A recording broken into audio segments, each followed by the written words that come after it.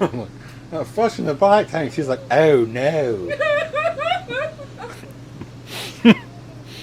It's poop.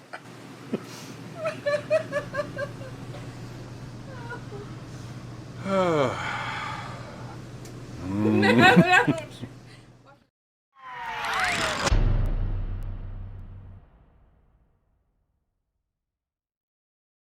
So yep, there was a thing. We had a thing, a really crappy thing. Before we get into that, guys, if you're enjoying the content, please subscribe, give us a thumbs up. The subscribe is the biggest thing that you can do for our channel. We're really trying to grow. We want to keep making content, and I hope you're enjoying it. But that's the best thing you can do for us. Is just to hit that subscribe button and give us a thumbs up. We really, really do appreciate it. You'll do what? I will go to Walmart. Yeah. And I will buy some large damp red things and put over there, and I'll find like some charcoal sachets or something, and that'll absorb the odor. Okay. And So here's what happened today.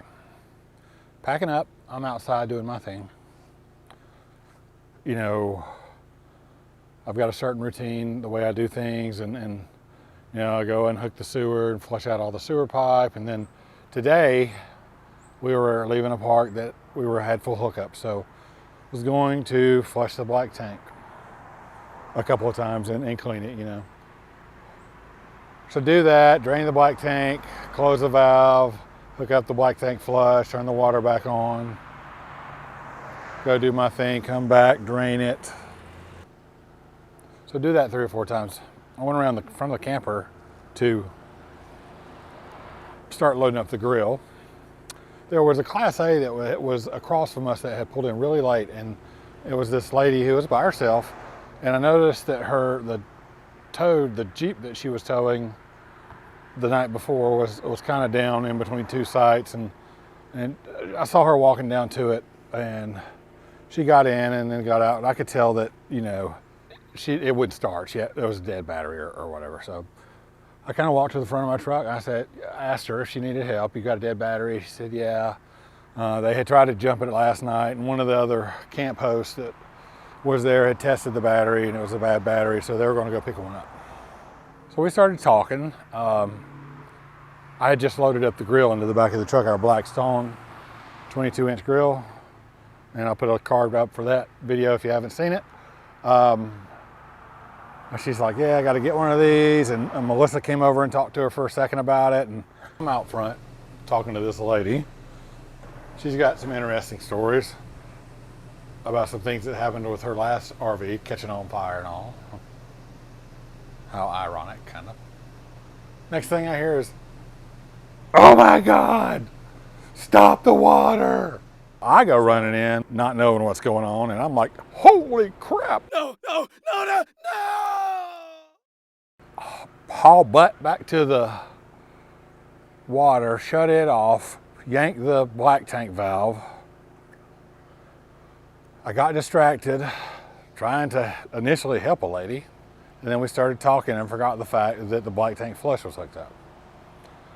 So what happened was it filled the black tank up, and apparently the washer dryer drain is hooked up to the black tank, which I did not know that, but I do now, because Mel said it was like a geyser. Was it a geyser? it was a geyser. It was like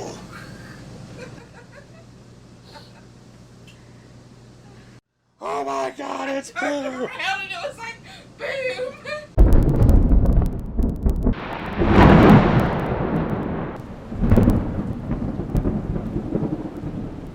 Just real quick, something happened to the couch. The couch is gone, but we'll talk about that in another video. So make sure you're subscribed so you don't miss that. It's going to be great. So in here is where the magic happened. So no real damage. There was enough water, I mean any water that gets in there, and I did have a pan in there that the washing machine was sitting on, but of course the water was pouring onto the floor in an area where the pan didn't cover, of course. So here's the plan. There was enough water that it ran through the crack of the trim, and it dripped out the bottom of the RV. Luckily, there's no insulation there, it's just chloroplast. So here's the plan. We're going to get all this clean, let it dry. I'm going to paint that entire area up 7 or 8 inches and the floor. I'm going to seal the corners with caulk, paint it with that Flex Seal paint, rubberized coating. I'm going to put a board on the front here when I put the washing machine back in, and I'll paint that with the rubberized coating. I'm going to put a one-way drain in the floor. So if it ever happens again, or any water leaks happen, A, it will be in a rubberized enclosure, and B, it will drain straight out the bottom of the RV. So I never thought of that before, because I never thought I would have to deal with a poop geyser coming out of the washing machine drain either. Would foresee if you were a really popular YouTube channel and people recognize you or something like that and come up to you while you're setting up or breaking down, that could be a real problem. There's the Toilet Meister male. Woo! So I mixed up some Odo Ban. Odo Ban. Let me tell you. So if you haven't seen our video on the bed lift, which we love, I'll put cards up to that right here. It's not like lightning fast, but it's never been so slow when we were trying to get the shop vac out from underneath the bed. It only took 45 minutes. That actually smells much better already. Whatever she just sprayed in here smells much better already. So people were coming up to you while you're trying to set up or break down.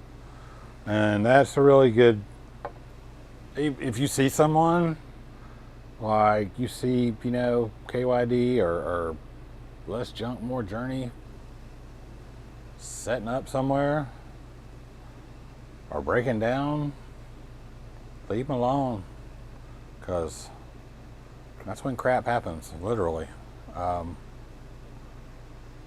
They say you can watch all of the big channels have videos about just trying to be polite with people when they come up while you're in the middle of something like that, and just be like, I'm trying to set up or I'm trying to break down.